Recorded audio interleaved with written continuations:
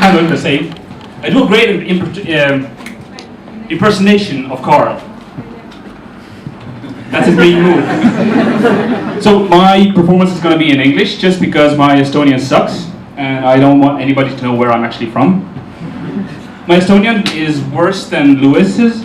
If you know who Lewis is, he's one of the founders of Comedy Estonia.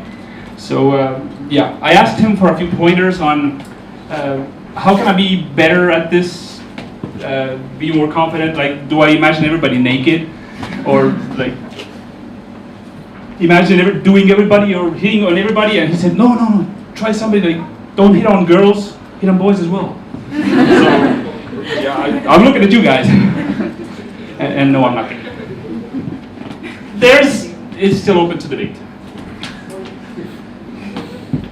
I'm actually around from these parts, so I'm local. And when Carl grew up in Lasnamäe, I grew up in Mustamäe.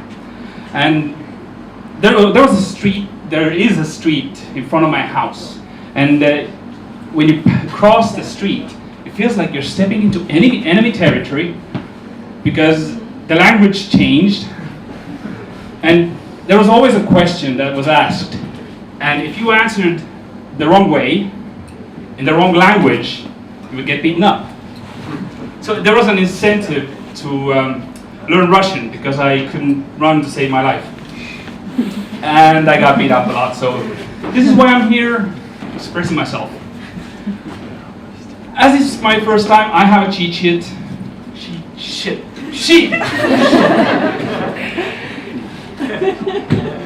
I thought I was cuddly, and I had big beard once, and I thought I was cuddly, and then I saw Carl, and well, give him a hand or two. He's big. I'm so scared for my first time. I'm shaking, and like, if my first sex had been this great, nobody would have complained.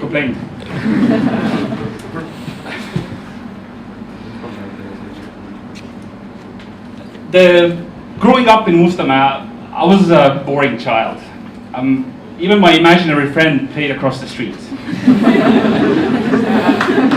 You know those swings where you go back and forth, or up and down mostly. Nobody wanted to go on them with me, because they realized fairly quickly that it wasn't a swing, it was a catboat.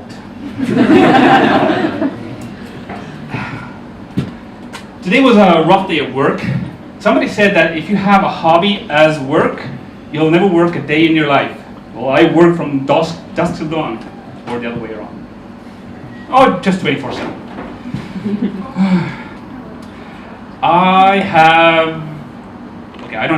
I'm part of a sci-fi club. I know it's not a good taste to advertise, but I'm doing it anyway. What's the difference between a geek and a nerd? Nerds' knowledge is actually useful at some point in the real world. And we are geeks.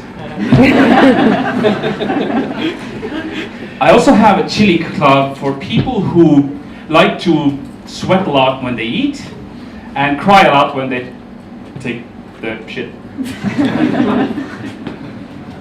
Yeah, because good chili hurts twice, just so you know. And there are different versions of chili. There are some that like, yeah, it's a mild, it's 1 star. That's why they have those on restaurants, 1 star, 2 star. But then there's a pepper called habanero. And when you eat this one pepper, even if it's cooked like completely, the same night, at least for men, I haven't heard this from any women, at least men are gonna pee fire. So it's a new sensation if you wanna liven up your sex life. Yeah.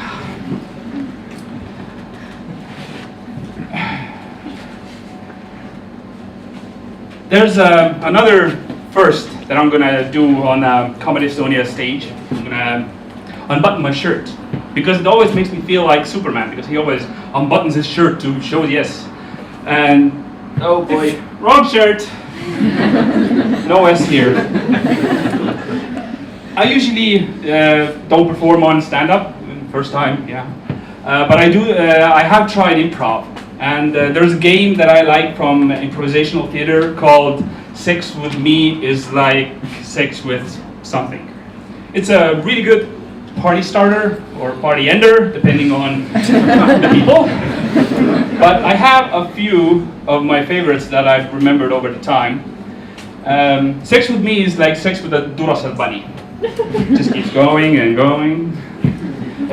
Sex with Me is like sex with a cactus. I might poke a while, but I'll get there. And the final one is sex with me is like sex with a balloon. Keep blowing and it'll pop anyway. Thank you.